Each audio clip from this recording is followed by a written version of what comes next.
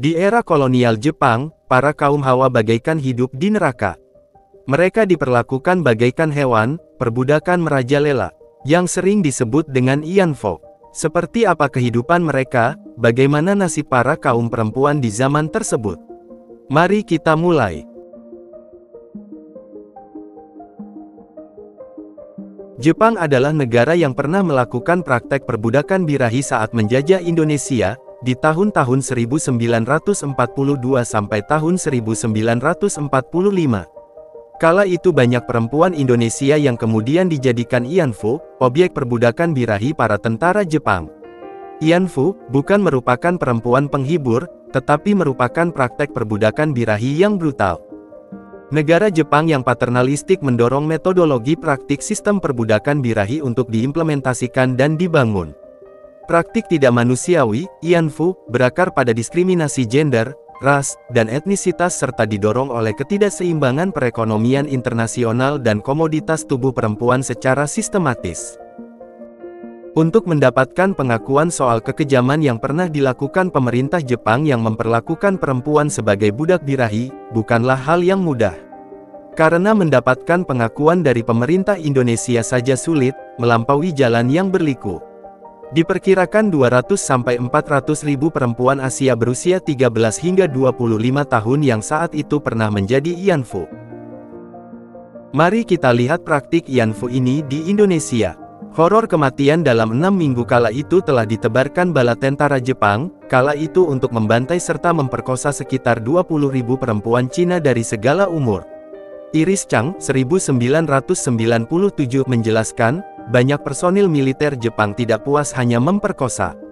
Mereka melakukan tindak penyiksaan secara brutal di luar akal sehat manusia sebelum membunuhi para korban yang tak berdaya, sampai pedang-pedang samurai yang dipakai untuk membantai menjadi tumpul karena dipakai memenggal beratus-ratus kepala manusia setiap harinya. Hal tersebut mengakibatkan kegilaan di antara mereka, serta terjangkitnya penyakit menular kelamin yang menyerang bala tentara Jepang. Tentu saja hal itu melemahkan kekuatan militer Jepang dalam upaya menaklukkan daratan Cina 1937. Keadaan ini membuat para petinggi militer panik. Hingga seorang dokter militer, Aso Tetsuo diutus oleh markas besar militer di Tokyo menyelidiki penyebab melemahnya pasukan perangnya tersebut. Aso Tetsuo menulis artikel di tahun 1939, yang termuat di Shanghai Kara Shanghai He, atau Dari Shanghai ke Shanghai, dengan judul tulisan Karyupyo no Sekyokuteki Yoboho atau Pencegahan Positif Penyakit Menular Kelamin. Militer Jepang direkomendasikan menyediakan perempuan bersih yang ditempatkan di lokasi khusus sebagai pemuas kebutuhan birahi militer Jepang. Dalam istilah Jepang yang populer sebagai toilet umum.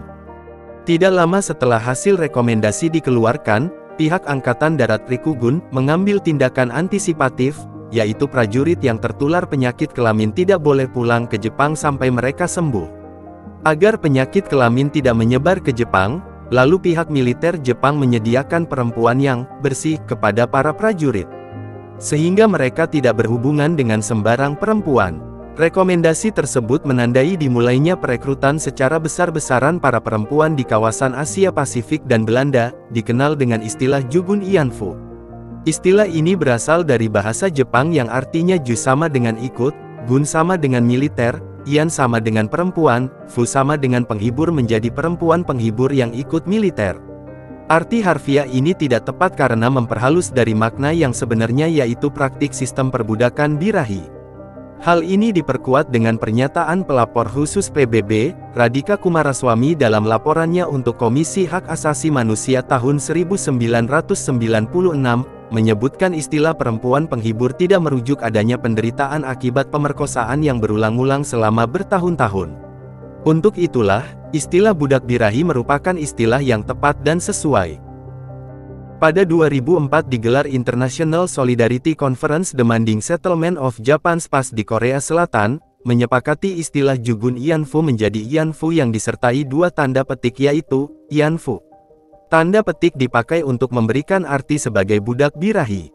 Istilah ini kemudian dipakai secara internasional. Selanjutnya saya akan menggunakan istilah, Ianfu. Isu, Ianfu, terkuak ke publik internasional tanggal 6 Desember tahun 1991,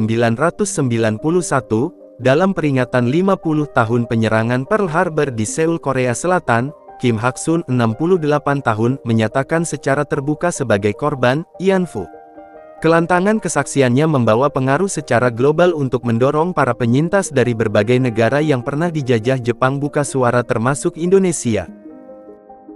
Selama Perang Asia Pasifik berlangsung tahun 1931 sampai tahun 1942, sekitar 200.000 perempuan di Asia Pasifik seperti Indonesia, Timor Leste, Malaysia, Filipina, Taiwan, Korea, Jepang dan Belanda dipaksa menjadi budak birahi militer Jepang.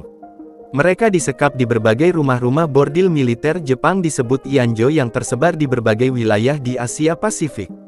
Lepa Mlajenovic, seorang psikologis trauma dari Serbia berpendapat dalam The Women's International War Crime Tribunal on Japan's Military Birahi Slavery di Tokyo pada 2000 menyatakan bahwa trauma yang diakibatkan oleh sistem Ian-fu bersifat permanen dan seumur hidup.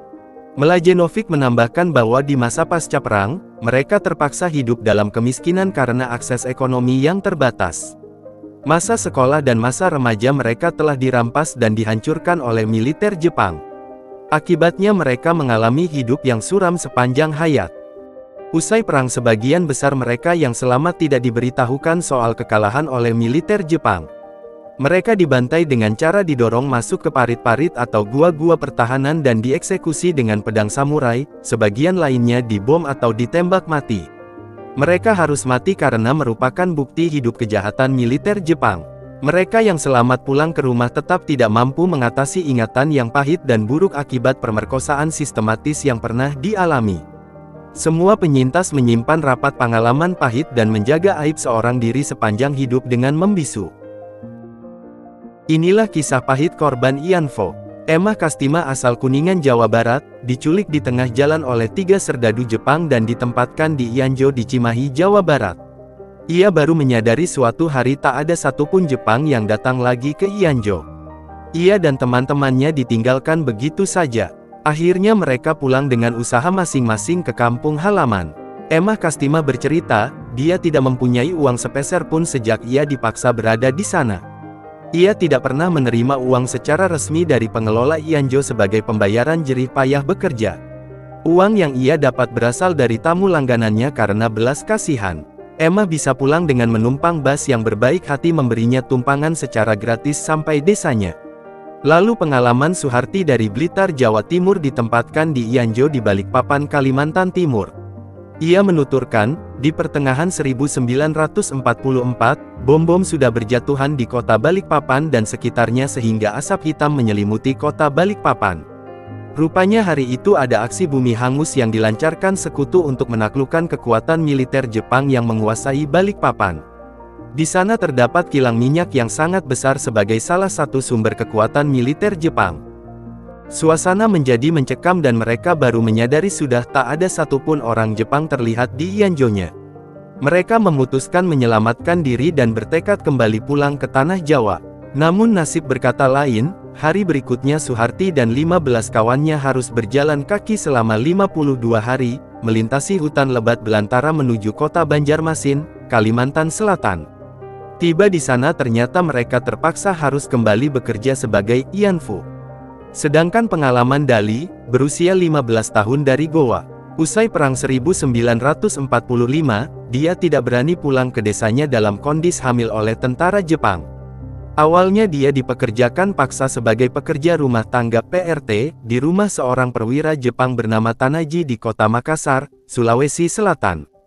Selain bekerja mengurus rumah, ternyata ia dipaksa menjadi Ian-fu. Untuk sekedar bertahan hidup, Dali terpaksa menyerahkan bayinya kepada orang lain, sementara ia bekerja keras sebagai kuli panggul di pasar. Nasib lebih buruk menimpa Sarmini, kawan Mardiem, Ianjo di Kalimantan Selatan. Pada 1993, Mardiem bertemu lagi dengan Sarmini dalam keadaan yang menyedihkan di sebuah gubuk kecil di Sleman, Yogyakarta. Kondisinya sakit parah dengan mata yang sudah buta. Sarmini, salah satu kawan Mardiem yang mengalami kemalangan terus-menerus setelah dipulangkan pihak Jepang 1943 dari Kalimantan karena kondisi rahimnya yang sudah rusak. Salah satu kerabatnya yang menjabat sebagai lurah, bersedia menampung Sarmini di rumahnya. Namun mengetahui Sarmini yang sebagai Ianfo, ia kemudian diusir karena dianggap sebagai pelacur Jepang. Lalu Sarmini mengikuti adiknya yang bekerja sebagai pekerja rumah tangga di Wirobrajan. Mereka terpaksa hidup di gubuk kecil dekat kuburan. Ia tinggal di situ sampai meninggal dunia dalam keadaan miskin dan menderita. Begitu juga dengan Olis Kartini yang tidak pernah menikah karena cemoohan masyarakat. Saya menjadi cemoohan masyarakat karena dianggap bekas dipakai tentara Jepang. Kedua orang tua sampai meninggal karena memikirkan keadaan saya, anak perempuan satu-satunya. Saya hidup menderita, bekerja sebagai pembantu. Sanak saudara tidak punya. Saya cuma bisa pasrah pada Allah saja. Pada 1943, Olis berusia 15 tahun telah bekerja di perkebunan teh di Gunung Halu sebagai pemetik teh. Sekitar 3 hari bekerja di sana, Olis dilecehkan Tukino, penguasa perkebunan teh. Lalu Olis dibawa paksa ke rumahnya dan diperkosa dan dipukuli di sana. Tukino memberikan nama Jepang Oriso kepada Olis. Orang tua Olis yang mencari anaknya juga mendapat pukulan dari Tukino, Olis turut pula dipukuli. Setelah 5 bulan disekap di rumah Tukino, Olis dibawa Tukino ke Bandung dengan mengendarai mobil jeep. Tiba di tempat tujuan, ternyata Olis dimasukkan ke Ianjo di Cimahi. Seringkali Olis merasa kelelahan karena dipaksa melayani kebutuhan birahi puluhan tamu yang datang. Jika ia menolak melayani atau tidak bisa memuaskan para tamunya, maka pukulan yang akan diterima, kepalanya dibenturkan ke tembok, tubuhnya dibanting ke lantai hingga 5 buah giginya rontok. Itulah asal mula Ianfo dan kisah-kisah para korban Ianfo. Bersyukurlah para kaum modern saat ini, mari kita doakan untuk semua para korban, agar selalu ditempatkan yang terbaik di sisi Allah Subhanahu wa Ta'ala. Amin. Terima kasih banyak sudah menonton, semoga terhibur dan bermanfaat. Akhir kata, wassalamualaikum, sampai jumpa di segmen berikutnya.